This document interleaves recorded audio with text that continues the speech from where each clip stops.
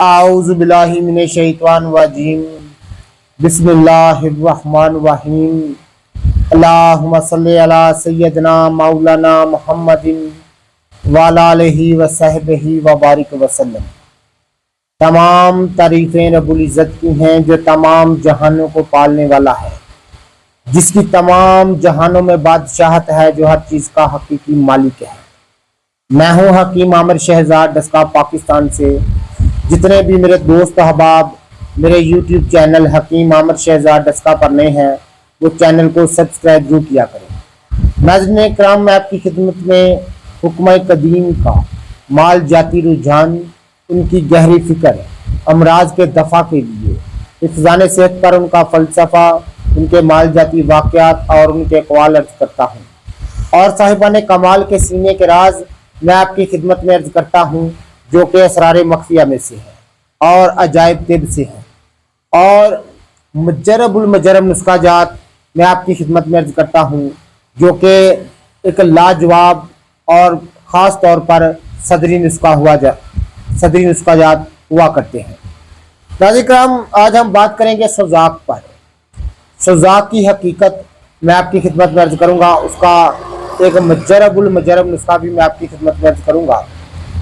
سوزاک ایک مرض جو ہے ناظرین کرام، یہ باہر سے اندر داخل ہوتا ہے۔ زیادہ تر اس کے جو جراثیم ہیں وہ عورت کی رحم میں ہوتے ہیں۔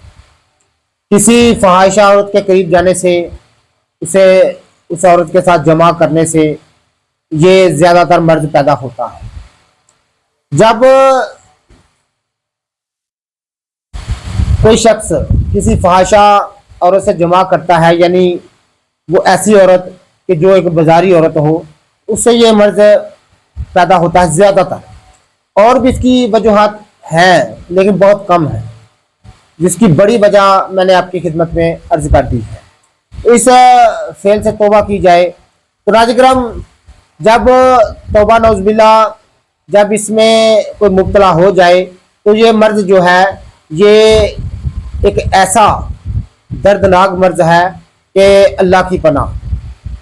جب سوزاک ہو جاتا ہے، اس کی علامت میں آپ کی خدمت میں عرض کر دوں، ہلکا ہلکا بہار رہتا ہے، اور عضو خاص یعنی عضو مردانہ کے اندر زخم ہو جاتا ہے، جو کہ جس سے ہلکی ہلکی ہر وقت پیپ رستی رہتی ہے، اور پیپ رسنے سے کپڑے ہر وقت خراب رہتے ہیں اور شدید قسم کی بدبو آتی ہے۔